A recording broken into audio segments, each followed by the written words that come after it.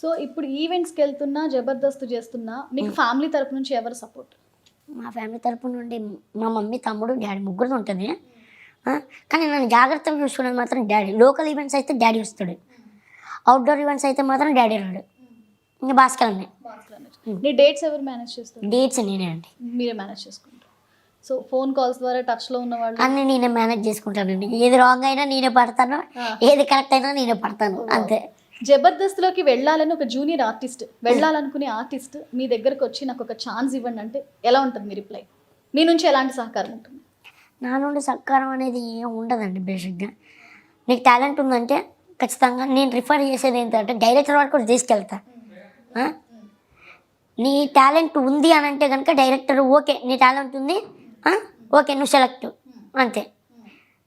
నా నుండి రిఫరెన్స్ వరకు అంతే. నేను డైరెక్టర్ వరకు తీసుకెళ్ళగలుగుతాను, కానీ నేను డైరెక్టర్ని పెట్టుకో అబ్బా ఇది మనోడు బాగుంటుంది ఏదని నేను చెప్పను. నీకు టాలెంట్ ఉందంటే మనోడు చూసి ఖచ్చితంగా ఆపర్చునిటీ ఇస్తాడు. లేదు అని అంటే నువ్వు ఇంకా నీకు టైం పడుతుంది, యాక్టింగ్ ఇంకా నేర్చుకొని మళ్ళీ ట్రై చేయి, అంతే. అంతకు ఇప్పుడు సినిమా ఆఫర్లు ఎక్కువ వచ్చేసి సినిమాల్లో బిజీ అయిపోయారు అనుకోండి, అప్పుడు జబర్దస్త్కి టైం ఇవ్వడానికి అవకాశం ఉండదు మాక్సిమం మనం సినిమాలు ఫిక్స్ అయితే. సో అలాంటి సిచ్యువేషన్స్ వస్తే ఏం చేస్తారు? అలాంటి సిచ్యువేషన్ వస్తే ఖచ్చితంగా నేను జబర్దస్త్ ప్రిఫరెన్స్ ఇస్తానండి. అవునా? సినిమాలకు వెళ్ళరు? సినిమాలకు వెళ్తాను, నేను మేనేజ్ చేయగలుగుతానని నాకు నమ్మకం ఖచ్చితంగా. ఎందుకంటే మనం చేసేది మంత్లో జబర్దస్త్ అనేది 2 days. నేను 28 days సినిమాకే ఇచ్చుకోవచ్చు, శ్రీదేవి ఒక 2 days అంతే. 4 days అంటే నేను 26 days సినిమాకి ఇచ్చుకున్నవాడిని. ఏ డైరెక్టర్ అయినా ఒప్పుకుంటారు, ఎవరైనా ఒప్పుకుంటారు ఖచ్చితంగా. నేను ఆ 4 days కోసం నేను వదిలేస్తాను కంప్లీట్గా నేను ఎప్పుడు చెప్పను, అంతే. సో స్కిట్స్ ఏమైనా మీరు రాస్తారా? స్కిట్స్ ఎప్పుడు రాయనండి. డెవలప్మెంట్ అయితే కనుక నా తరపు నుండి చేయాల్సింది చేస్తాను. ఇది బాగుంటుంది, ఈ టైంలో ఇది వస్తే బాగుంటుంది, ఈ సాంగ్ వేయండి ఇక్కడ, ఇలాంటివి నేను చెప్తాను, అంతే. స్కిట్స్ నేను రాస్తానని ఎప్పుడు చెప్పా. అవునా? సరే, ఏంటి ఫ్యూచర్ ప్లాన్స్ ఏంటి నరేష్? ఇంకా ఎలా ఉండబోతోంది నరేష్? ఫైనల్గా చెప్పమంటే నరేష్ ఫ్యూచర్ ప్లాన్స్ అయినా నరేష్ ఫ్యూచర్లో ఎలాంటి సినిమాలు, ఏ ట్రాక్ వైపు మళ్ళదలుచుకున్నారు? సినిమాలో మంచి కమెడియన్ అవ్వాలని కోరిక. టీవీ ఇండస్ట్రీలో కొద్దిగా ఎంతో అంత పేరు వచ్చింది. సినిమాలో కూడా మంచి పేరు తెచ్చుకోవాలని కోరిక. ఇంకా ఫైనాన్షియల్గా కొద్దిగా ఇంకొక 4 బిల్డింగ్లు అవసరం లేదు, ఉండడానికి బాగుంటే చాలు, అంతే. సో సినిమాల్లోకి వచ్చే దీంతో, జబర్దస్త్కి వచ్చే దీంతో ఇంకా ఎన్ని రోజులు మనం ఫేమ్ మీద ఉంటామో తెలియదు నరేష్. సో ఫ్యూచర్లో ఇంకా అంటే జాబ్ వైపు వెళ్ళడము అలాంటి ఆలోచనలు ఏమైనా ఉన్నాయా? అసలు లేదు, ఇదే కంటిన్యూ చేద్దాం అనుకో. ఇది చేస్తానండి, కానీ ఫ్యూచర్లో నేను ఒక బిజినెస్ ప్లాన్ అనుకున్నాను. మంచి రెస్టారెంట్ పెట్టుకోవాలి అనేది ఒక చిన్నది ఉంది నాకు, వేరే బిజినెస్. అది ఫ్యూచర్లో ప్లాన్ చేస్తాను, ఒక 1 or 2 yearsలో ప్లాన్ చేస్తున్నాను. ఇప్పటికీ ఐడియాస్ అయితే ఉన్నాయి, ఒక 2 yearsలో నేను ప్లాన్ చేసుకుంటాను. నేను లైఫ్ లాంగ్ ఇదే ఉంటుందని నేను చెప్పాను ఎప్పుడు. ఎందుకంటే ఖచ్చితంగా మన మీద ఏదైనా కాంట్రవర్సీ వచ్చింది అనుకోండి, పొగిన్నవాడే చెప్పుతో కొడతాడు.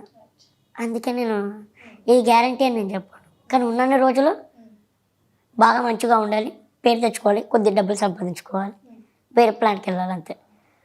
ఇప్పుడు చూసుకుంటే రీసెంట్గా వచ్చిన ప్రెస్ మీట్లో హైపరాది గారు ఈ మధ్య కొంచెం పొలిటికల్గా కూడా తను బలం పెంచుకోవాలి అనుకుంటున్నారు. సో ఈ తీరులో చిరంజీవి గారి గురించి అయినా, పవన్ గారి గురించి అయినా, లేదంటే నాగబాబు గారి గురించి రకరకాలుగా అంటే ఒక పొగడ్తలాగా మాట్లాడడం జరిగింది. సో నాగబాబు గారు చెప్పిన విషయాలు, నాగబాబు గారి గురించి చెప్పిన విషయాలు ఎంతవరకు నిజం? 100% నిజం అండి. ఆయన వల్ల చాలామంది వచ్చారు, నిజంగా టీవీ ఆర్టిస్టులు అంటే చాలామంది వచ్చారు. పలానా ఇంతకుముందు ఎలా ఉండేదంటే ఇంకా నాగబాబు గారి నోట్లోకి వెళ్ళి నరేష్ అనే పదం వచ్చింది అనుకోండి, వాడు నిజంగా ఓకే ఒక 10 మందిలో 5 ఈజీగా తెలిసిపోయేవాడు. అంత గొప్ప వ్యక్తి నరేష్ అనే పదం వదిలాడు, ఆయన గురించి చెప్పాడు, నరేష్ అనే ఓడు గురించి చెప్పాడు అని అంటే అరే ఎందుకు చెప్పాడు, నిజంగా వీళ్ళు ఎంత ఏదో ఉంది అని ఖచ్చితంగా చూసే చెప్పేవాళ్ళు. సో నిజంగా చాలామందికి ఆయన వాళ్ళు వచ్చింది. రష్మి సుధీర్ది మంచి బాండింగ్ కదా, అలాంటి బాండింగ్ కావాలని ఉందా నీకు? నాకు బాండింగ్ కావాలని ఉంది. ఇంకా ఎవరైనా ఖాళీ, నేనైతే సింగిల్ చూసుకోండి, మరి నేనైతే బాండింగ్ చేసుకోవాలనే ఉంది. సో నరేష్ ఇంకా ఫ్యూచర్లో నేను ఇందాక ఏం సినిమాలు చేస్తానని అడిగాను. ఉమ్. కథ పరంగా చాలా మంది చిన్నపిల్లల క్యారెక్టర్ ఒక హీరో పెద్దగా అవుతాడు. సో అలాంటి రోల్స్ చెయ్యమంటే చైల్డ్ యాక్టర్ చైల్డ్ ఆర్టిస్ట్. ఇంతవరకు ఏమీ రాలేదు, వస్తే కనుక చేస్తాను. వావ్.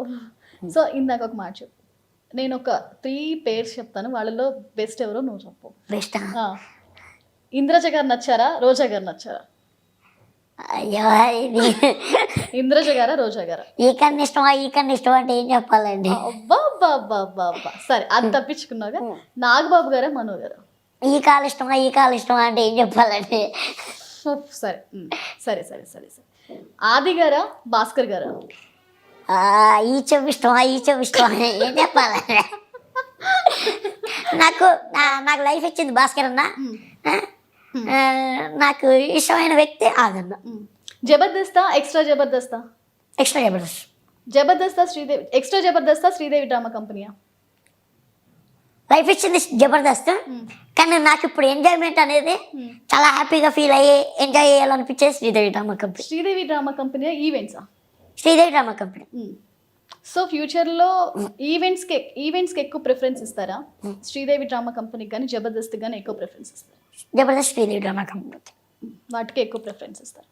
ఇంకొక మాట, మీరు ఎంతో ఇష్టం అంటున్న భాస్కర్ గారితో మీ గొడవ ఏంటి? గొడవ ఏం లేదండి, ఇప్పుడు మాట్లాడుకుంటాం రోజు. కోపం వచ్చిందంట? కోపాలు గీపాలు ఏమి ఉండవండి, మామూలుగానే మాట్లాడుకుంటాం. ఎప్పుడు తిట్టుకోవడాలంటే నేను ఆయన తిడతాడు, ఆయన నన్ను తిడతాడు, ఇద్దరం ఒక టామ్ అండ్ జెర్రీ లెక్కనే కొట్లాడుకుంటాం. కానీ ఏ రోజు మరీ ఒక 10 రోజులు మాట్లాడుకునేంత ఏదీ లేదు. రెగ్యులర్గా ఎవరు ఫోన్ టచ్లో ఉంటారు మీకు? రెగ్యులర్గా టచ్లో ఉండేది భాస్కర్ అన్న. ఆది అన్నతో వీడియో కాల్ ఉంటుంది. ఇంకంతే మా బ్యాచ్ తోటి బాబు, జిత్తు, సందీప్. నేను పెద్దవాళ్ళతో ఎవరితో వెళ్ళను, నా ఫ్రెండ్స్ వీళ్ళు 3. బాబు అని రైటర్ బాబు, సందీప్ రైటరే, జిత్తు, వీళ్ళు 3 నా ఫ్రెండ్స్, బెస్ట్ ఫ్రెండ్స్. ఇంకా నరేష్ని ఇప్పుడు ఆది వాళ్ళలాగా సీనియర్ అయిపోయారు నరేష్, మీరు ఇప్పుడేం జూనియర్గా లేరు, వచ్చి చాలా సంవత్సరాలు అయిపోయింది కాబట్టి నరేష్ని టీమ్ లీడ్ చేసి నరేష్ టీం కింద పెట్టుకోమంటే ఎవరెవరిని పెట్టుకుంటారు? నేను టీమ్ లీడర్ ఎప్పుడు చేయనండి నా లైఫ్లో. వస్తుంది కదా ఇంకా ఫ్యూచర్లో. మరి ఆల్రెడీ చేశాను, వదిలేసాను, అది చెయ్యను. ఒకవేళ పెట్టుకోవాల్సి వస్తానంటే మాత్రం భాస్కర్ అన్నని, రామ్ ప్రసాద్ అన్నని, అది అన్నని, నేను 3 పెట్టేస్తా. పెట్టేసి ఇంకా వీళ్ళకంటే ముందు సందీప్, జిత్తు, బాబు అని వీళ్ళు 3 పెడతా. వీళ్ళు లీడ్ చేసేలా పెడతా. తెలివితేటలు చిచ్చర పిడుగు, అసలు మామూలు పిడుగు కాదు. ఎప్పుడు వీళ్ళ మీద పంచులు వేయడం కాదు, వీళ్ళు కూడా వీళ్ళ మీద పంచులు వేసి ఏంటి అనేది చూపిస్తా. అలా లీడ్ చేస్తా. మామూలుగా లేదుగా డ్రీమ్ మామూలుగా లేదు, అసలు లెవెల్లో ఉంది. సో చూసుకుంటే ఏ స్కిట్స్ నీకు బాగా నచ్చుతాయి? లైక్ మనం స్కిట్స్ చేసేటప్పుడు రకరకాలుగా ఉంటాయి. కొన్ని ఒక్కొక్కసారి మీరు అమ్మాయిల మీద వేసే పంచ్ డైలాగ్స్ ఉంటాయి, లేదంటే లేడీ గెటప్స్గా మార్చి ఉంటాయి, లేదంటే ఫ్యామిలీ తరపున ఉంటాయి, ఇలా ఉంటాయి. అసలు ఏ స్కిట్స్ నీకు బాగా నచ్చుతాయి? డ్రామా అంటే క్వశ్చన్. డ్రామా బేసిక్గా డ్రామా అనేది పంచులు చాలా కష్టం, కానీ డ్రామా అనేది మనం ఎవరైనా చేసే విధానం ఈజీగా ఉంటుంది, ఎవరైనా వేయచ్చు. పంచులు అంటే చాలా కొంతమంది ఉన్నారు. రామ్ ప్రసాద్ అన్న, పంచ్ ప్రసాద్ అన్న, ఆది అన్న, వీళ్ళది పంచ్ ప్యాటర్న్. నూకరాజ్ది పంచ్ ప్యాటర్న్, ఇంకా కొంతమంది పంచ్ ప్యాటర్న్ ఉంటుంది, కొంతమంది డ్రామా ప్యాటర్న్. సుధాకర్ అనేది డ్రామా ప్యాటర్న్. నాకు డ్రామా ప్యాటర్న్ అంటేనే చాలా ఇష్టం. డ్రామా అంటే చాలా ఇష్టం, డ్రామాది.